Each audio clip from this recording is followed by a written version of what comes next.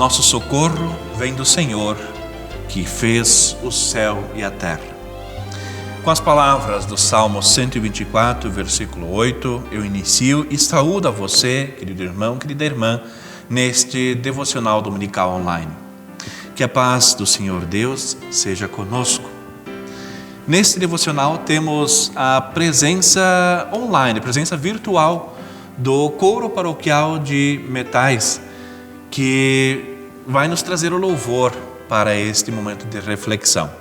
Eles fizeram um trabalho bacana de mixagem e assim, de forma virtual, se fazem presente também neste devocional. Agradecemos ao coro de Metais e convidamos para um momento de louvor.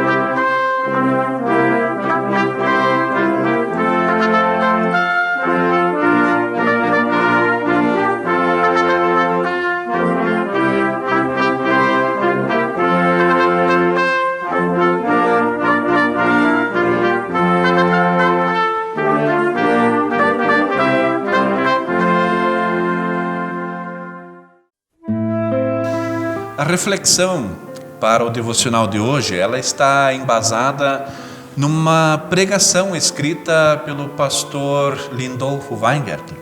Pregação esta que está neste livro, Lançarei as Redes, um livro lançado em 1993 e que deixa como uma recomendação de leitura, onde tem várias pregações muito profundas, escritas pelo pastor Lindolfo. E a reflexão para este dia, então, ela tem base numa das pregações que o pastor Lindolfo escreveu, com o título Cristo Continua no Barco. A base bíblica é o texto do Evangelho de Mateus, o capítulo 8, versículos 23 até 27, onde assim está escrito. Um texto que é conhecido. Jesus subiu num barco e os seus discípulos foram com ele. De repente, uma grande tempestade agitou o lago de tal maneira que as ondas começaram a cobrir o barco. E Jesus estava dormindo. Os discípulos chegaram perto dele e o acordaram, dizendo: "Socorro, Senhor, nós vamos morrer." "Por que vocês estão assim tão medrosos?" respondeu Jesus. "Como é pequena a fé que vocês têm."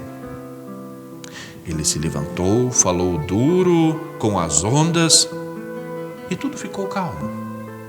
Então todos ficaram admirados e disseram: "Que homem é este que manda até no vento e nas ondas?" Esta é a palavra do Senhor para esse nosso devocional.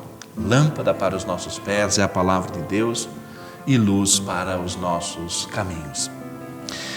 Querido irmão, querida irmã, esse texto bíblico, ele inicia com uma figura muito interessante.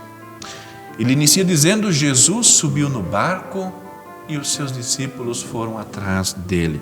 Os seus discípulos o seguiram no barco.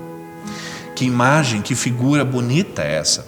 Uma figura que representa muito bem o que deveria ser e o que é a igreja cristã. Jesus está no barco. Desde muito cedo, a igreja ela foi simbolizada na figura do barco. E Jesus está neste barco e os discípulos, os seguidores de Jesus, vão atrás dele, o seguem no mesmo barco. Isto é o ser igreja, é o ser comunidade cristã, onde todos vão atrás, vão no seguimento, no discipulado do Senhor Jesus. Mas nessa situação aqui, depois de um dia bastante cansativo, um dia de trabalho, onde Jesus alimenta uma multidão, Jesus está realmente cansado. E a ideia é atravessar o mar, o lago da Galileia, até a outra margem, para que eles pudessem descansar um pouco. Vão pelo barco para que fiquem agora distante das multidões. O barco era um ambiente bastante familiar para aquele círculo dos discípulos de Jesus. Afinal, vários deles eram pescadores profissionais. Eram gente que conhecia aquele mar da Galileia na palma da mão. Conhecia muito bem. O barco era um instrumento de trabalho de boa parte destes discípulos de Jesus. Então eles estavam num ambiente que lhes era muito familiar. Dá até para imaginar os discípulos dizendo para Jesus: vai lá, mestre, se aconchega lá no barco, aproveita para dar uma descansada, sabemos que o senhor está bem cansado, dá uma cochiladinha, deixa com a gente, deixa com que a gente toque o barco, isso aqui é fichinha para nós. Dá para quase ouvir os discípulos dizendo isso nesse texto bíblico. E não é assim que também nós muitas vezes fazemos quando nós nos sentimos à vontade em alguma situação? Eu digo até em relação a Jesus. Ok, Jesus, legal, vem, faz parte da minha vida, faz parte da minha casa, sossega, fica relaxado. Quem sabe tira uma soneca, aqui pode deixar, a gente toca. Nas nossas comunidades, às vezes agimos assim, né? E isso aí eu sei como é que tem que fazer e vamos lá. Jesus, que bom que tu está aqui, mas aproveita para relaxar e descansar. Vê se não dá pitaco. E assim nós vamos levando a vida, achando que está tudo sob nosso controle. De repente, sobrevém uma tempestade. E aí nós vamos testando os nossos limites.